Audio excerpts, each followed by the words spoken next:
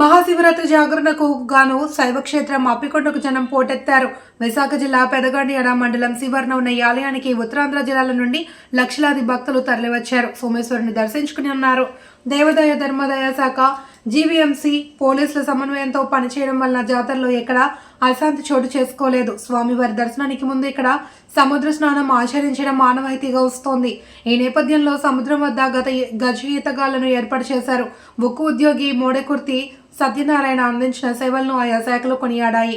గత 15 ఏళ్లుగా జాతర సమయాల్లో మైక్ అనౌన్స్ ద్వారా ప్రమాదాల నివారణకు చేస్తున్న కృషిని అధికారులు కొనియాడారు. South sub division ACP Trinath బందోబస్తును పర్యవేక్షించారు. జాతరతో అప్పికొండ జనసంద్రంగా మారింది. నేను ఉద్యోగరీత్యా వైజాగ్ స్టీల్ ప్లాంట్లో ఎంఎంఎస్ డిపార్ట్మెంట్ ఈసార్ 3 సెక్షన్లో జనరల్ ఫోర్మెన్గా పనిచేస్తున్నాను. నేను గత 30 సంవత్సరాలుగా అప్పికొండ శ్రీ సోమేశ్వర స్వామివారి దేవస్థానంలో సముద్ర స్నానం చేసే భక్తులకు పోలీస్ డిపార్ట్మెంట్ తరపున స్వచ్ఛందంగా సూచనలు జాగ్రత్తలు తెలుపుతూ నా వైపు సహాయం చేస్తున్నాను. నాకు ఈ అవకాశం కల్పిస్తున్నటువంటి పోలీస్ డిపార్ట్మెంట్ వారికి ధన్యవాదాలు తెలియజేసుకుంటున్నాను ముందుగాను.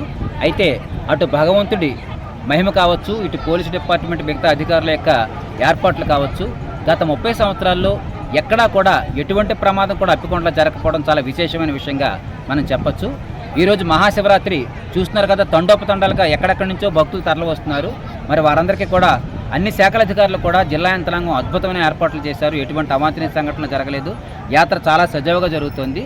అయితే చిన్న విషయం ఏంటంటే, ఎండోమెంట్స్ డిపార్ట్మెంట్ కానీ అటు టూరిజం డిపార్ట్మెంట్ కానీ ఈ క్షేత్రం గురించి మరింత విస్తృతంగా ప్రచారం చేస్తే కనుక స్టేట్ వైజ్గా ఎంతోమంది వచ్చి శ్రీ స్వామిని దర్శించిన అవకాశం కలుగుతుందని తెలియజేస్తున్నాను. నమస్కారం. మహాశివరాత్రి సందర్భంగా ఈరోజు భక్తులు సముద్ర స్నానాలు చేస్తున్నారు.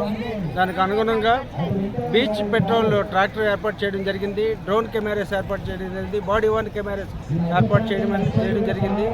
గౌరవ సిపి గారి ఉత్తర్వుల మేరకు సజెషన్ బాక్స్ కూడా ఇక్కడ పెట్టడం జరిగింది. ఆ సజెషన్ బాక్స్లో పోలీసుల పనితీరును అలాగే లోపాలు కూడా అందులో రాసి పెట్టమని వారు ఉత్తర్వులు ఇవ్వడం జరిగింది.